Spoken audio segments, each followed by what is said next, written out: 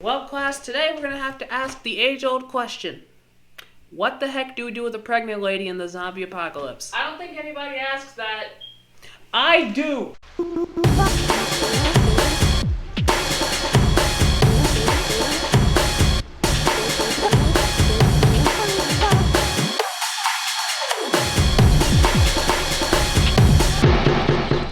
Live from OBS, recorded on a Nokia phone, it's your boy Elijah Perry, back with another fantastic episode of The Walking Dead comic reviews. Yes, that is why the quality is super trash. But nothing's gonna stop me from bringing you these fantastic reviews when it's my turn to do so. If you don't know, I do a week, Nikki does a week.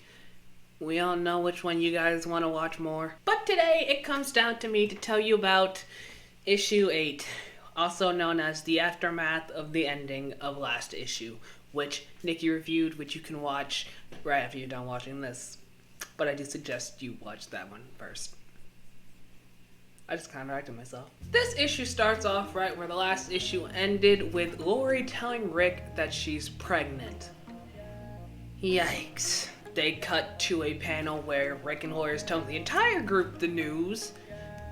And Rick is uncharacteristically excited when, do the math, you carry the 1 and all signs lead to not his. But you know what? He's excited. He's gonna be a father again. Naturally, Rick is super excited, but the group and seemingly Lori is a little on the fence about it because it's kind of a feeling, you can tell by the looks, it's very much a feeling where it's like, yay, good for you.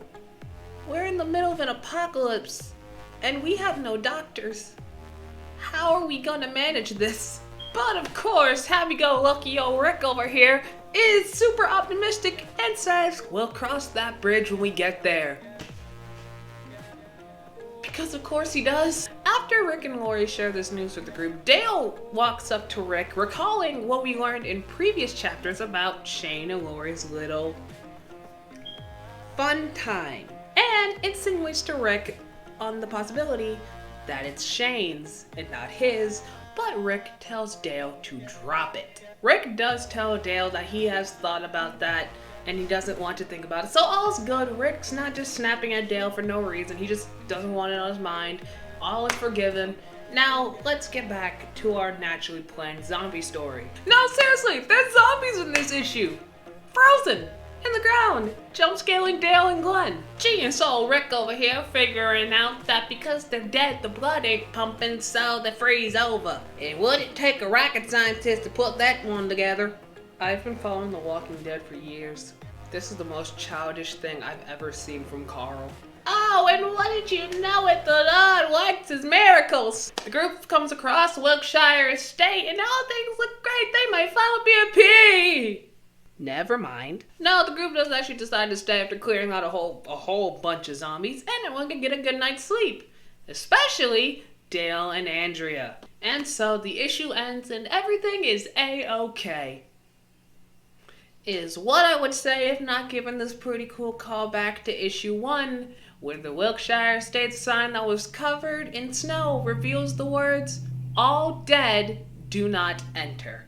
And my friends, has been issue 8 of Robert Kirkman's Walking Dead comic book series. Now, did I skip over a few things? Yes, I did. I skipped over an entire section with Donna and Lori discussing what she's gonna do about having the baby, and it's just boring. I'm gonna be honest, this is still a filler episode. There's gonna be a lot of these. I'm so sorry. And aside from that, I also skipped down a lot of random conversations and a lot of stuff I had already touched on a bit, and I didn't want to go into the full conversations because that'd be weird. So if this is a bit of a shorter review, that is why. I apologize if you like the more long shrewd ones, but I don't think our goal is to make these very long. I mean, comic books aren't really long.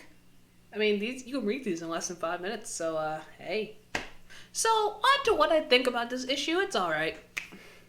Yeah, I know I answer that fast, but it's true, it's alright. It's not bad. I mean, we have zombies again for the first time in forever.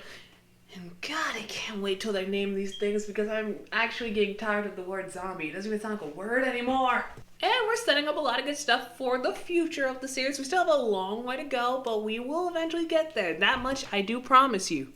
And like I said, from the end of the issue, you can tell things here in Wiltshire State isn't going to end very well. And let's just say, have fun, Nick. Now, do I think Rick is in the wrong to be optimistic about this baby coming along? No. In a world where everything is just gone to absolute hell, the idea of bringing life into it, a chance of restarting and like fixing everything, you need to have that optimism, have that light, and like as we'll see later on, that's exactly what Rick is hoping for. I'm not gonna say anything else about it because I do know the outcome of this specific plot line, and I don't want you guys to know before we get to it.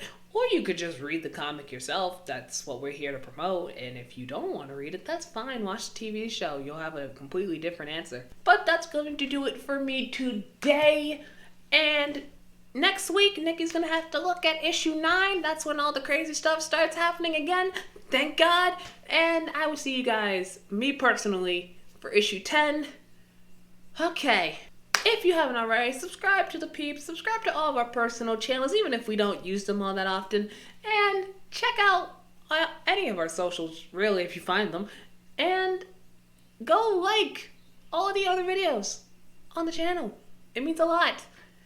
And if you want to see all these in one strenuous binge watch, we have a nice, well put together playlist full of all the reviews for you folk. Go ahead and watch all of that. Just binge watch it. Get some popcorn.